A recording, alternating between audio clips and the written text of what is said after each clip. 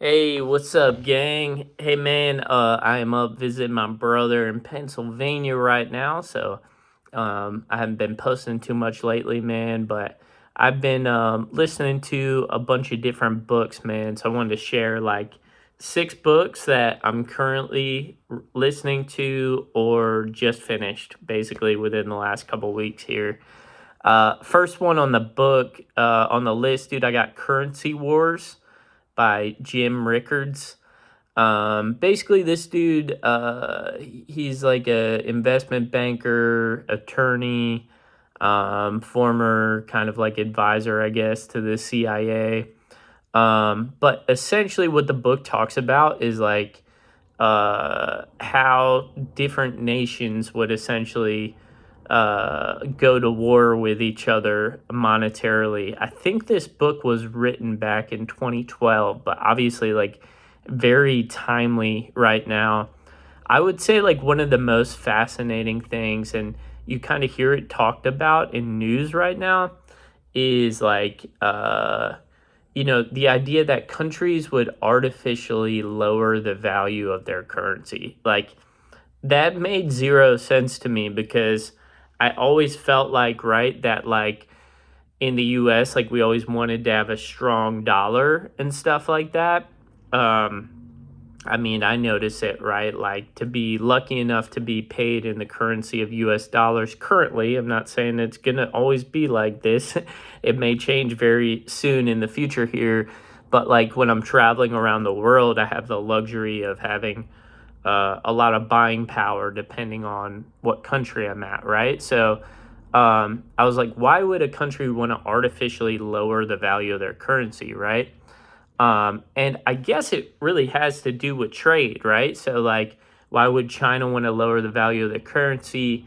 Well, I guess it would make their cost of goods that they're producing as an exporter like cheaper to sell on the global marketplace, which encourages trade essentially. So, like, in some ways, I guess I was kind of talking through this, my thoughts through this with ChatGPT, but um, in some respects, right, that kind of benefits the business because they're able to export more things. And then, I'm not sure in China, like how much of consumer goods are like state run enterprises, but I imagine with a lot of state run enterprises in China, you could make the case that if they're exporting a lot of those goods, maybe, and increasing their GDP that way, right? Like they might be able to invest more in infrastructure projects and stuff like that. So, like,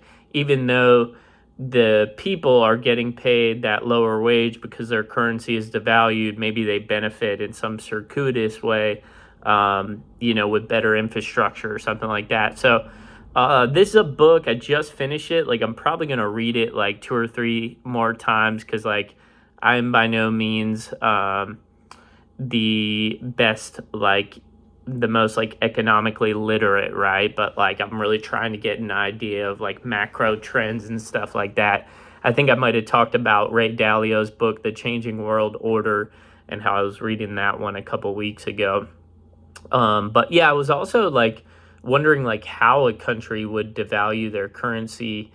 And there's a number of ways, but one of the ways that I found interesting is, I guess, governments who, have fiat currency. What is fiat currency? Well, it's currency by fiat, right? Ray Dalio calls it like type 3 money.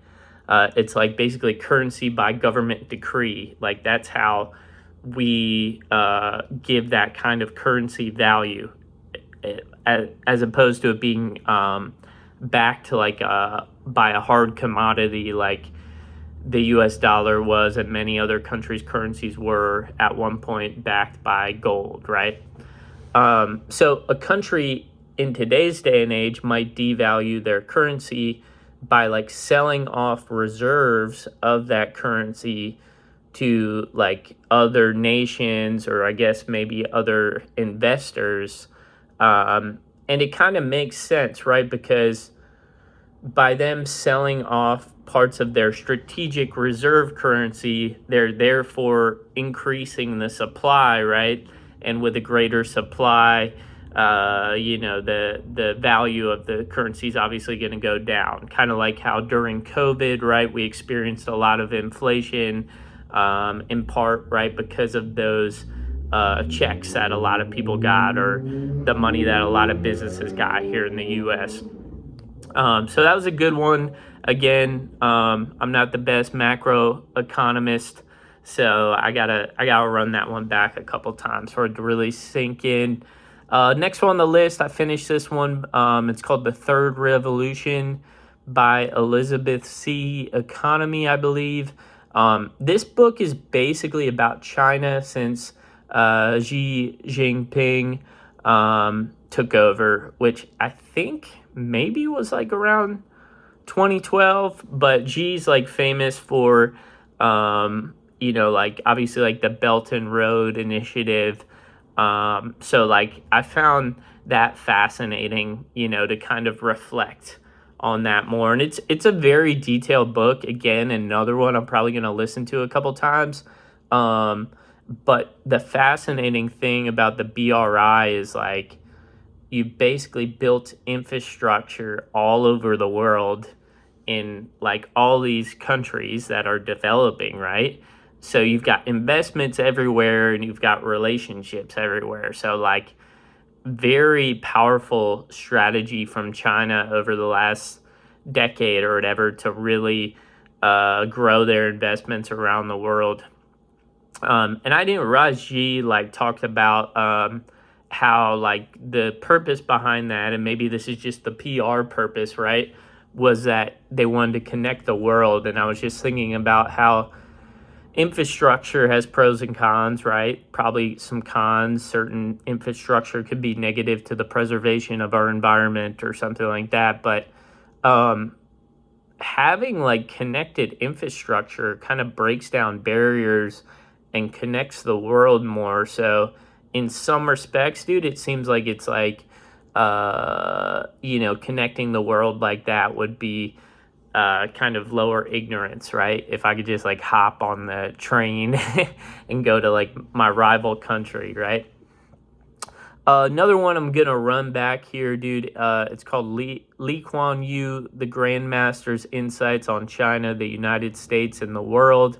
I can't think of many specific takeaways from this, man, other than just like Lee Kuan Yew was definitely a sage to some degree, like highly respected around the world by many political leaders, famous for, the way that he kind of developed Singapore and made it economic center of the world. So this book basically talks about, it's like the author asking him questions about the state of the world, the rise of China, the inevitable, headbutting of China and the U.S., for that number one spot. So again, very timely from a super well-read sage, well-practiced sage there, Lee Kuan Yew.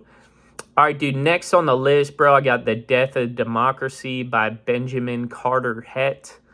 Basically, dude, I was looking for like a really academically rigorous book on the rise of Hitler. So that's kind of what this book is about, the rise of Hitler and the Nazis, and basically the death of democracy in Germany. I will say there was a lot of takeaways from this book, but one of the fascinating things that I got contextually was that, prior to Hitler's rise during World War I, in Germany, apparently a lot of the folks that fought in World War I were folks from the countryside. So around Hitler's rise to power, you kind of had this like divide between folks in the cities and folks in the countryside.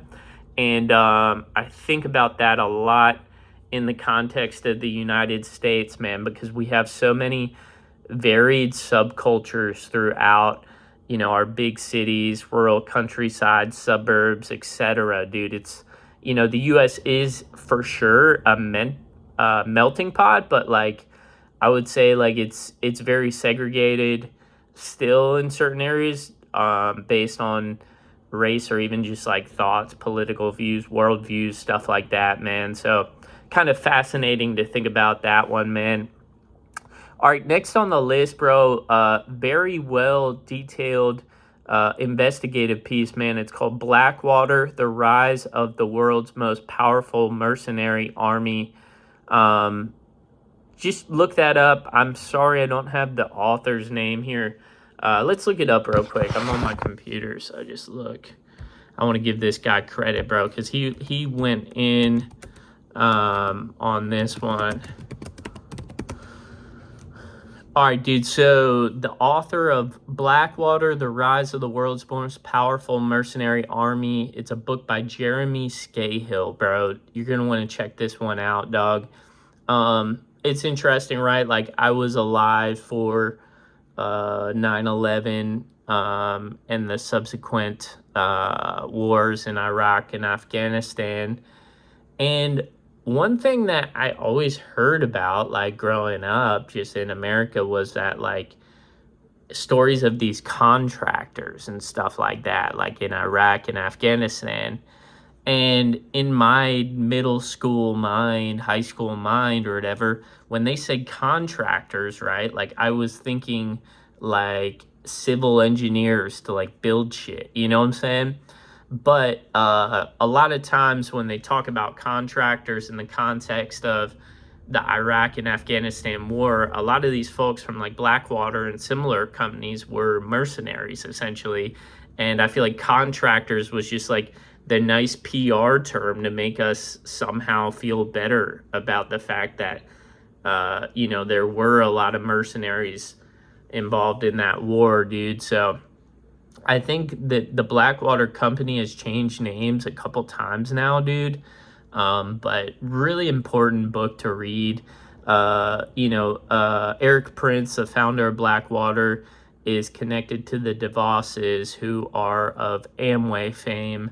So just, thinking about that influence of Eric Prince and Blackwater in the world really today is like an important thing to touch base on, dude.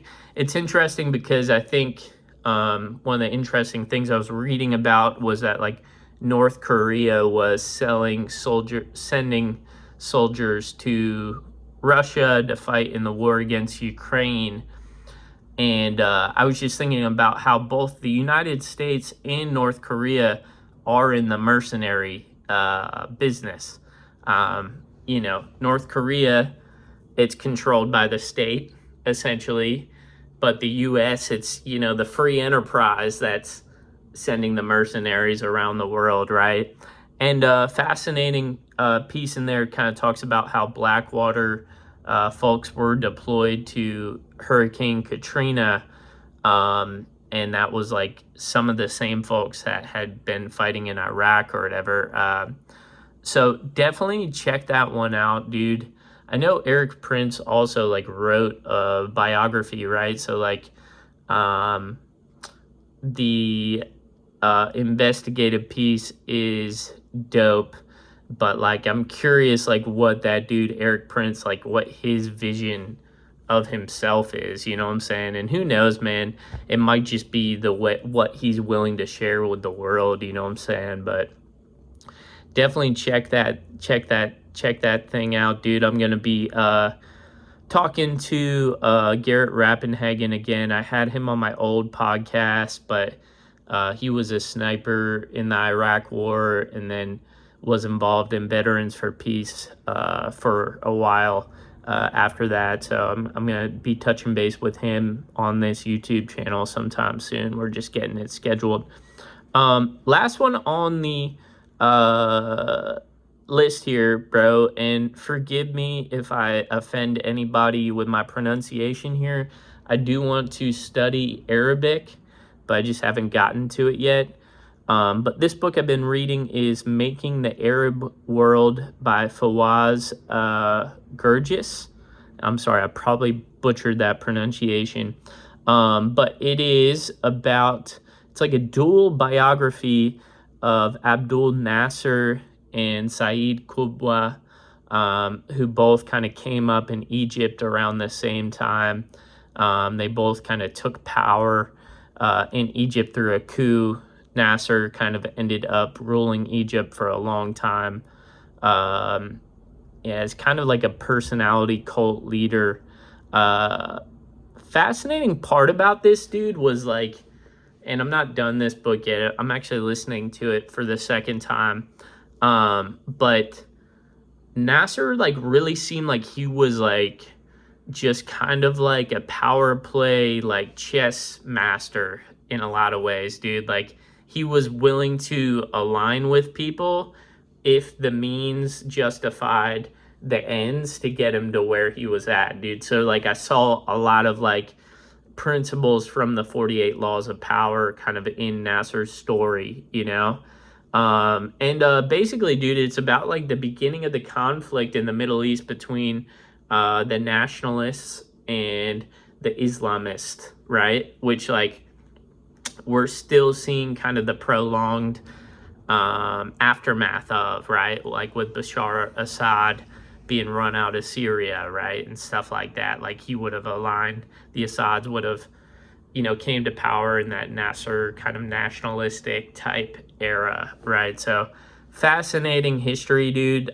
Something that I should have learned growing up, especially with the way that the U.S. was positioned, right, in the Middle East, and all the lives that were taken there. But yeah, dude, like I think, you know, it's like a common refrain in America. I think like, oh, should have learned that in school. And I do agree to some extent, dude. Like, but at the same time, like at a certain point in life, dude, like we have to be our own teachers, man. You know what I'm saying? We got to self-learn, self-educate. David Goggins, in one of my favorite books, Never Finished, talks about how after one of his knee surgeries, right, he realized like he couldn't outsource his rehabilitation to the PT person, bro. Like he had to lead himself in that. That PT person was a consultant, right? But they were a consultant. He needed to take the reins. And like, I think so many things like that in life are like that, dude. Like, I can't have my therapist do the work to get me to stop self-sabotaging myself. Like, she's a tool to help remind me of maybe some of my repeating negative patterns and how they might not be serving me. She might reframe things for me, but ultimately I have to take the action to do the work, dude. And it's the same way with education, man, you know? And I do wonder sometimes, like, you know, should I be spending this much money on books and stuff like that? But like, I just can't stand not understanding the reality around me, bro, the shared reality in which we live. And obviously, dude, the more that I learn, the less that I know, dog. Anyway, bro, wanted to get y'all some content here, dog. I hope you dug this video. I would honestly recommend like any of those books. If you want to drop some more books on China as well, that would be sick. The Third Revolution by Elizabeth Economy, I feel like it had a bit of a American tilt to it, which may or may not be justified, right? I'm kind of just getting up to speed on kind of Chinese history, and obviously it's an ancient civilization, so I've got a long way to go, brother. But much love, dude. I hope this message finds you well tonight, dog, and I'll connect with you soon.